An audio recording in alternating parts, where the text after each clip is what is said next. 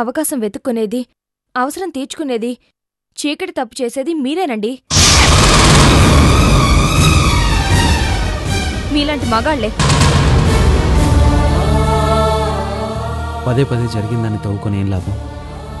మనసును బాధ పెట్టుకోవడం తప్ప. మీలాగా వాడు ఆలోచించుంటే నాకింత క్షోభ ఉండకపోయేది. చిన్నప్పటినుంచి కలిసి పెరిగిన వాళ్ళం.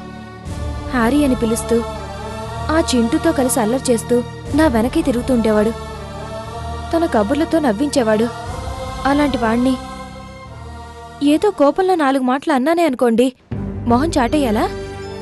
ఫోన్ చేస్తే కూడా లిఫ్ట్ చేయకుండా మరింతగా బాధ పెట్టాలా? వాడు మాట్లాడకపోతే నాకేదోలా ఉందండి. వాడు తొందరపడ్డాడేమో గాని రాధకు అన్యాయం చేయాలనే ఉద్దేశంతో మాత్రం కాదు. వాడి గురించి నాకు తెలుసండి. అందుకే ఒకసారి నేనే వాడి ఇంటికి వెళ్ళొస్తాను. ఎందుకు?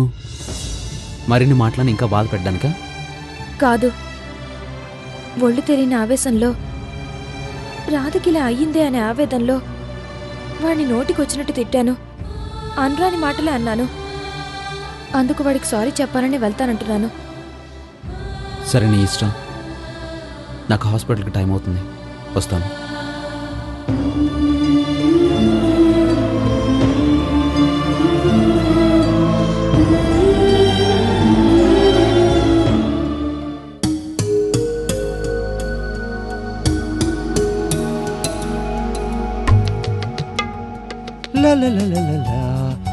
సారీ, నీకు బోర్న్విటా, నాకు కాఫీ. గోపి గారు, మీకెందుకండి కష్టం? నేను కలుపుకునేదాన్ని కదా. బోర్న్విటా కలపడం కూడా కష్టమేనా? అసలు నన్ను అడిగారా? ప్రతి మగాడికి వంట చేయడం, అంట్లు తోమడం, బట్టలు ఉతకడం, ఇల్లు తొడవడం, ఇస్త్రీ చేయడం, కూరగాయలు తరగడం, ఒక పిల్లల్ని కనే పని తప్ప ఆడవాళ్ళు చేసే అన్ని పనులు తెలుసుండాలి. What you say? ఏ ఆ ఒక్కటి ఎందుకొద్దు? అమ్మో, 9 నెలలు మోసి కని నొప్పులు భరించి, బాప్రే బాప్.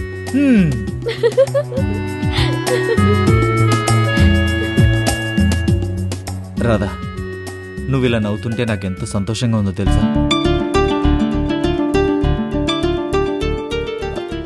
ఈ మంచి మూడ్లో నిన్ను మాట్లాడగనా? మీ అన్నయ్యకి నువ్వు ఇక్కడ ఉన్నట్టు చెప్పనా? వద్దు. ఏ, నువ్వేమైపోయావు, ఏ అగాత్యానికి పూనుకున్నావని మీ అన్నయ్య ఎంత వర్రీ అయిపోతున్నాడు తెలుసా? అసలు నువ్వు బతికేలేను అనే నిర్ణయానికి వచ్చేసి ఉంటారు, అంతేగా. ఉండనివ్వండి, వాళ్ళ నా భ్రమలోనే ఉండనివ్వండి. కనీసం అలాగైనా నన్ను పీడకలుగా మర్చిపోనివ్వండి. సరే, నీ ఇష్టం. తాగు, చాలా కష్టపడి చేశాను, ప్లీజ్.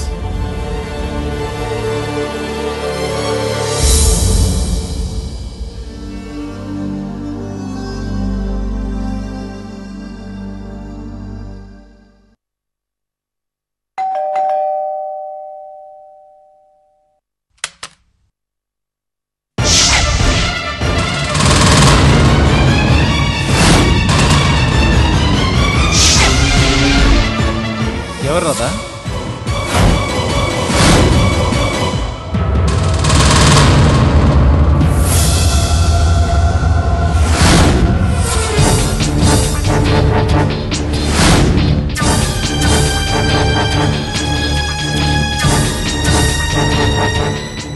గోపి, రాధా.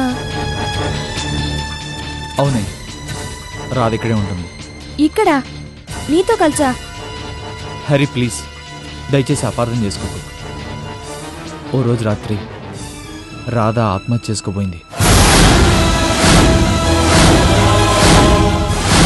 నేనే అడ్డుపడి ఆపాను, ధైర్యం చెప్పాను. కానీ ఇప్పటికీ మానసికంగా బాగా డిస్టర్బ్ అయిన రాధని ఎక్కడుంచాలో అర్థం కాలేదు. అందుకే ఇక్కడికి తీసుకొచ్చాను.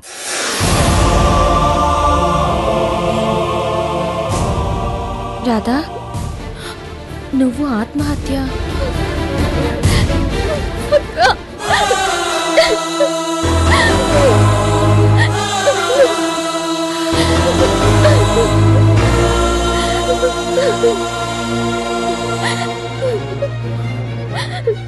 హరి, నేను చేసిన తప్పో ఒప్పో నాకు తెలియదు, కానీ ఇలా చేయాలనిపించింది, చేశాను. అంతే. గోపి, నువ్వు చేసింది కాదురా తప్పు, మేం చేసింది తప్పు. అన్యాయంగా రాధన అనరాని మాటలు అన్నాం. తన మనసుని గాయపరిచాం. అందరం బాధపడ్డాం. ఏమైతేనే నీ వల్ల రాధ బతికింది. చాలా మంచి పని చేసావురా. రాధా, జరిగిందేదో జరిగిపోయింది. పద వెళ్దాం. ఎక్కడికి? మనింటికి. వద్దక్క, ఆ ఇల్లు పవిత్రమైన దేవాలయం. నాలాంటి తప్పు చేసిన ఆడదానికి ఆ ఇంట్లోకి అడుగు పెట్టే యోగ్యత లేదు. నేను చేసుకున్న పుణ్యం వల్ల కొంతకాలమైనా ఆ ఇంట్లో ఉండగలిగాను. నన్ను తిరిగి అక్కడికి రమ్మని అడగొద్దు. రాధా, అవునక్క, పవిత్రమైన ఆ దేవాలయంలో ఉండాల్సింది ఒకే ఒక్క దేవత, నువ్వు మాత్రమే.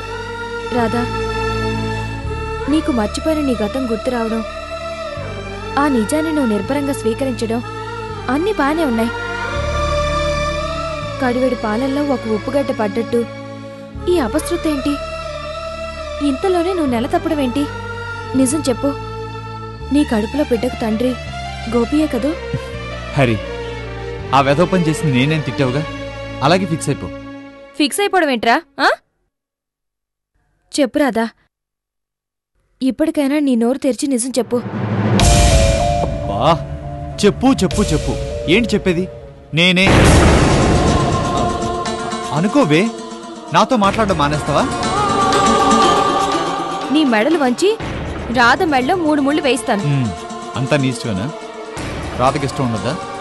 రే, ఏం మాట్లాడుతున్నావు? ఇంత జరిగాక ఇష్టం లేకపోవడం ఏంటి? ఏమిటి ఎందుకు అనేది చాలా చిన్న ప్రశ్న హరి, కానీ జవాబు చెప్పడానికి జీవితకాలం సరిపోదు. ఓరేయ్, నువ్వేమంటున్నావో నాకు అర్థం కావడం లేదు. రాధా, వాడి మాటలకేం గాని నువ్వు చెప్పు. తప్పో ఒప్పో జరిగిపోయింది. నువ్వు తల్లివి కూడా కాబోతున్నావు. పైగా ఇద్దరు ఒకే ఇంట్లో ఉంటున్నారు. ఇంకేంటి అభ్యంతరం? నిజం చెప్పాలంటే పెళ్లి చేసుకున్నా చేసుకోకపోయినా మీరిద్దరూ భార్యాభర్తలే. కానీ లోకం నోరు ముయించడానికైనా పెళ్లి చేసుకోవాలిగా. నాకు పెళ్ళైపోయిందక్క. అయిపోయింది కదా, ఈ జన్మకది చాలు. కానీ రాధా, అక్క ప్లీజ్, దయచేసి ఇంకే వడక్కు. కానీ ఇలా హరి, ఇలా అలా ఏంటి సిల్లీ క్వశ్చన్స్? మేము హ్యాపీగా ఉన్నాం, చాలు కదా. అండర్ వన్ రూఫ్, ఓకే కదా? రాధా, కేర్ ఆఫ్ గోపి, ఇది అడ్రస్. ఇంకేంటి డౌట్స్?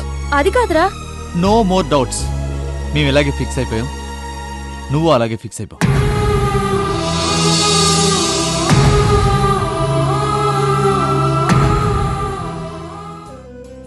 సంధ్య, నీకు యాక్సిడెంట్ అయిందని అబ్బాయి చెప్పగానే మా ప్రాణాలు కొట్టుకుపోయాయి తెలుసా? ఆనంద్, నిన్ననగా యాక్సిడెంట్ అయితే ఇవాళ ఫోన్ చేసేది. ఏం చేయను అంకుల్, ఈవిడిగా చేయనిస్తేగా. వద్దు, అమ్మా నాన్నలు కంగారు పడతారని నా నోరు మూసేసింది. ఇంక ఉండబట్టలేక ఇందాక నేనే. ఏమ్మా, నీకింత కష్టం వస్తే కూడా అబ్బా, ఇందాకదాకా ఆయన ఒక్కరే, ఇప్పుడు మీరిద్దరు కూడా చేతాయరా? ఆపండి, నాకేం కాలేదు. చూసారంటే నాకేం కాలేదనే మాటని ఇప్పటికి 1,00,000 సార్లు చెప్పుంటుంది. అసలు మాట చెప్పాల్సింది ఎవరు? తనా డాక్టరా? ఏం కాలేదట, ఏం కాలేదు. అవును, నెత్తి పగిలి పచ్చడైంది చాలా. సంధ్య, ఏమిటి అపశకునం మాటలు? తప్పమ్మా, పొరపాటును కూడా అలాంటి మాటలు అనకూడదు. అది అలా చెప్పండి. నేను చెప్తే కొంచెం కూడా కేర్ చేయకుండా తేలిగ్గా తీసుకోండి అంటోంది. ఇదేమన్నా తేలిగ్గా తీసుకునే విషయమా? కాదు, ఓవర్గా బాధపడిపోయి మంటెక్కించే విషయం. అమ్మా సంధ్య, లేకపోతే ఏంటమ్మా, ఏదో చిన్న యాక్సిడెంట్ జరిగితే ఈయన గారు ఏం చేశారో తెలుసా? బైక్ మీద స్పీడ్గా వెళ్లి 3 గంటల్లో ఈ ఏరియాలో ఉన్న 18 గుళ్ళల్లో నా పేరు మీద అర్చనలు చేయించారట. అంచనలు. మంచిదే కదమ్మా. మంచిదే. అంత స్పీడ్గా ఆ టెన్షన్లో బైక్ మీద వెళ్తుంటే ఆయనకి ఏదైనా జరిగితే, పైగా నన్ను పేషెంట్ చేసి నిన్నటి నుంచి పాదం కింద పెట్టనివ్వకుండా అతి ప్రేమతో చంపేస్తున్నారు. మీరేమో రాగానే ఆయనకన్నా ఎక్కువగా ఆదుర్త పడుతూ విలవిల్లాడిపోతున్నారు. ఆ ఆదుర్ద, ఆ బాధ ఎలాంటిదో అనుభవిస్తేనే గాని తెలియదమ్మా. అయినా అబ్బాయి ఆందోళన పడ్డాడంటే ఆశ్చర్యం ఉందమ్మా. ఏ భర్త అయినా భార్య తలక దెబ్బ తగిలిందంటే బాధపడ్డా. అలా బాధపడకపోతేనే ఆశ్చర్యపడాలి. అది అలా చెప్పండి. ఒకసారి పోగొట్టుకునే వాళ్ళకి మనుషుల విలువ బాగా తెలుస్తుంది. నా అదృష్టం కొద్దీ సంధ్య నా సొంతం అయింది. ఎంతో భద్రంగా అపురూపంగా చూసుకోవాలని ఈ యాక్సిడెంట్ నాకు గుర్తు చేసింది. సంతోషం బాబు, చాలా సంతోషం. నీలాగా కంటికి రెప్పలా చూసుకునే భర్త తోడుంటే మా సంచికి ఇంకేం కావాలి బాబు? భోజనం కావాలి. అదే లంచ్ టైం అయింది కదా, ఇవాళ నా చేతి వంటని మీకు రుచి చూపిస్తాను. ఏమిటి వంట కూడా నువ్వే? చెప్పాను కదా నాన్న, వంట పని ఇంటి పని అన్నీ ఈయనే. తప్పే ఉంది డార్లింగ్. ఎడం చేతికి దెబ్బ తగిలితే కుడి చేత్తో మందు రాసుకుంటాం, కుడి చేతికి దెబ్బ తగిలితే ఎడం చేత్తో రాసుకుంటాం. ఆ చేతికి ఈ చెయ్యలాగో, ఈ చేతికి ఆ చెయ్యలాగే. That is wife and husband. ఇన్నాళ్ళు నువ్వు చేసావు, నేను కూర్చున్నాను. ఇప్పుడు నేను చేస్తాను, నువ్వు కూర్చో. ఓకే? సంధ్య, ఆనంద్లో ఇంత మార్పు నమ్మలేకపోతున్నానే. ఇంత సడన్ గా నీకోసం ప్రాణం పెట్టేలా ఎలా మారిపోయాడమ్మా? ఇదంతా నిజంగా నిజమే? నిజమేనమ్మా. నా అదృష్టం కొద్దీ ఆనంద్ మారిపోయారు. ఇప్పుడు నన్ను పువ్వుల్లో పెట్టి చూసుకుంటున్నారు. భోజనం మాత్రం కంచంలో పెట్టి తెచ్చాను. అంటే ముందు సందకి పెట్టేస్తాను, ఆ తర్వాత మనం తిందాం. పట్టు. ప్లేటిలో ఇవ్వండి. No way. నేను కలిపి పెట్టాలి, నువ్వు తినాలి. ఓకే? అబ్బా, నా మాట వినను. కమాన్ తిను. చూడండి అంటే చిన్నపిల్లల ఎలా మారం చేస్తుందో. సంధ్య తిను తిను. కమాన్ కమాన్. తినమ్మా, తిను. అది వెరీ గుడ్.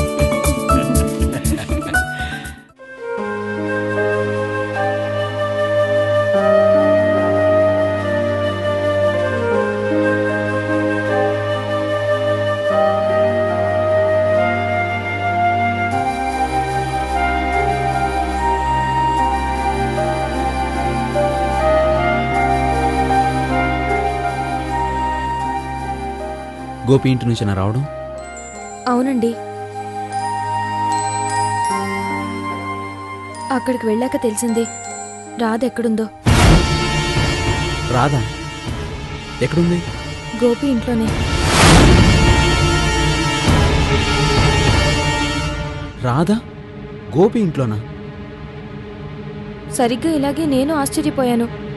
కాలింగ్ బెల్ కొట్టగానే స్వయంగా రాధే వచ్చి తలుపు తీసింది. పోన్లే, రాధ ఎక్కడుంటేనే క్షేమంగా ఉంది కదా, అంతే చాలు. అంతే చాలు అని ఎలా సరిపెట్టుకుంటావండి? ఆ దేవుడి దయవల్ల రాధకి ఏ ప్రమాదం జరగలేదు. కానీ సమయానికి గోపి వెళ్లి రక్షించకపోతే ఏం జరుగుండేది? అంటే అంటే ఏముంది, కడుపొచ్చిందని అందరూ తిట్టారని రాధ ఓ కొండ మీద నుంచి దూకి ఆత్మహత్య చేసుకోపోయిందట. రాధా ఆత్మహత్య చేసుకోపోయిందా? మరి అభిమానం గల ఆడపిల్ల ఏం చేస్తుందండి? ఏదో ఏ బలహీన క్షణంలోనో తప్పు చేసిందే అనుకోండి, అందరం కలిసి తిట్టిపోస్తే, చీ కొడితే ఇంకేం చేస్తుంది? సమయానికి గోపి వెళ్లి కాపాడి బతిమాలి రాధన్ తన ఇంటికి తీసుకెళ్లాడట. ఇదంతా నీకు గోపి చెప్పాడు. ఇంత జరిగిన వాడు రాధన్ తెచ్చి తానింట్లో పెట్టుకున్నాడంటేనే అర్థం అవుతుంది వాడికి రాధంటే ఎంత ఇష్టమో. కాని అర్థం కానిదల్లా ఒకటే, తన భర్త వంశీ బతికిలేడన్న నిజం రాధకి తెలిసిపోయాక తప్పో ఒప్పో గోపితో చనువు పెంచుకుని కడుపుతో ఉన్నాక రాధ గోపితో పెళ్లికి ఎందుకు నో అంటుందో ఎంత ఆలోచించినా అర్థం కావడం లేదు. నువ్వు రాధని అడిగావా? ఇంత దూరం వచ్చాక ఇద్దరూ కలిసి ఒకే ఇంట్లో ఉంటున్నారు కదా, ఇక ముసుగులో గుద్దులాట దేనికి? ఇప్పటికైనా ఇద్దరూ హ్యాపీగా ఏ గుళ్ళోనో పెళ్లి చేసుకోండి అన్నాను. అందుకు రాధేమంది? నో అందనే కదా చెప్పాను. నాకైతే అయోమయంగా ఉంది. అసలు రాధ కడుపులో ఉన్న బిడ్డకు తండ్రి గోపియా కాదా అనేది తేలకుండా ఉంది. రాధ పెళ్లికి నో అంది సరే, ఎందుకు నో అందో ఏమైనా చెప్పిందా? అదే చెప్పుంటే నాకింత టెన్షన్ దేనికి? ఎన్ని ప్రశ్నలు అడిగినా దేనికి జవాబు చెప్పలేదు. అన్నిటికీ ఒకటే జవాబు, వంచిన తల ఎత్తకుండా మౌనంగా ఉండిపోవడం. ఒక పెళ్లి గురించి అడిగితే మాత్రం నోరు తెరిచి అదేదో వేదాంతం చెప్పినట్టు రెండే మాటలు చెప్పింది. ఈ జన్మకు ఒక పెళ్లి చాలు, అది జరిగింది పోయింది అని. అది వేదాంతం అనుకోవాలో వైరాగ్యం అనుకోవాలో నాకైతే అర్థం కావట్లేదు. గోపిని పెళ్ళైతే చేసుకోదట.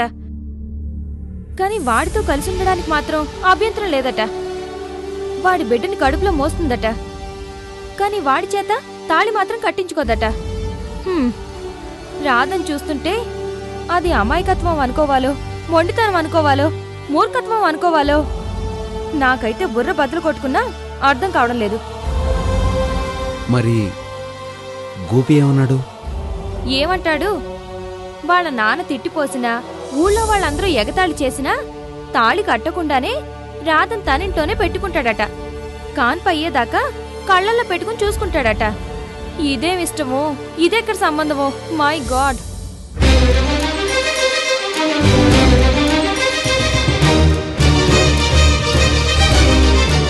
కానీ ఏ మాటకు ఆ మాటే చెప్పాలి. ఎవరేమనుకున్నా, రాధ పెళ్లికి ఒప్పుకోకపోయినా గోపిగాడు రాధ చాలా బాగా చూసుకుంటున్నాడులేండి. వాడు ఫాస్ట్ అనుకున్నాను కానీ మరీ ఇంత ఫాస్ట్ అనుకోలేదు.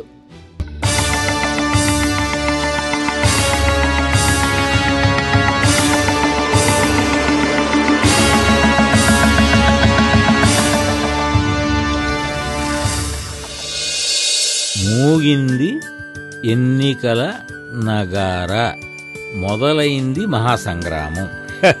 అయ్యా, ఒకరినొకరు తిట్టుకు చావండి. ప్రధాన రాష్ట్రాల్లో ఎన్నికలు ఎప్పుడైతే ఏమిటి నాయనా? గెలిచేది, గెలిపించేది డబ్బు, సారా, కులం, ఈ మూడేగా. ఇటు పరీక్షలు, అటు క్రికెట్. ఎవడికి అలవాడిది. పాకిస్తాన్ చెర నుండి యుద్ధ ఖైదీల విడుదల.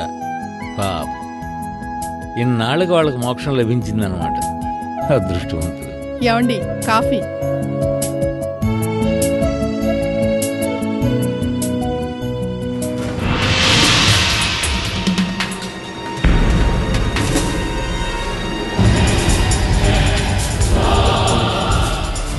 ఏమండి, ఆనంద్ నిజంగా మారాడంటారా?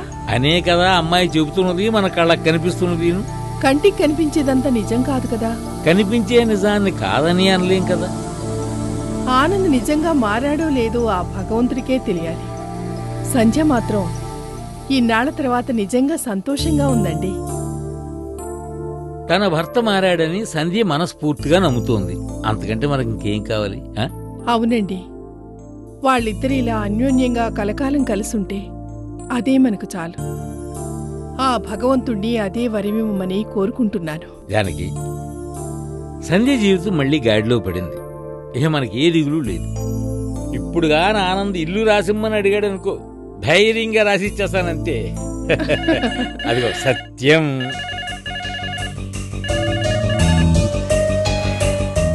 హలో, ఎవరు? ఢిల్లీ నుంచా? మాధవ్, బాగున్నావా? నేను బాగున్నానండి. మీరు ఆంటీ ఎలా ఉన్నారు? మాకేం బాగుంది. గతానికి భవిష్యత్తుకి మధ్య వర్తమానం అనే త్రిశంకు స్వర్గంలో వేలాడుతూ ఇలా రోజులు గడిపిస్తున్నాం. మీ గతాన్ని వర్తమానం చేసే గుడ్ న్యూస్ చెప్పాలనే ఫోన్ చేశానంకల్. ఏమిటి మాధవ్ అనేది? గతాన్ని వర్తమానం చేయడం అంటే కాలాన్ని కాళ్ళు పట్టుకుని వెనక్కి లాగడం అన్నమాట. అది సాధ్యమయ్యే పని. ఇంపాసిబుల్ అనుకుందే పాసిబుల్ అయింది. ఏమాత్రం ఎదురు చూడందే నిజమైంది. మాధవ్, దేని గురించి నువ్వు చెప్పేది? మోహన్ గురించి. చనిపోయిన మా అబ్బాయి మోహన్ గురించా? అవునంకల్, మీరు నేను మనందరం అనుకున్నట్టు మోహన్ చనిపోలేదు, బ్రతికే ఉన్నాడు.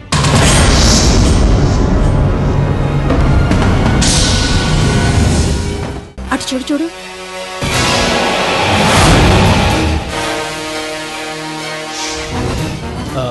ఏది సంధ్య ఎక్కడా?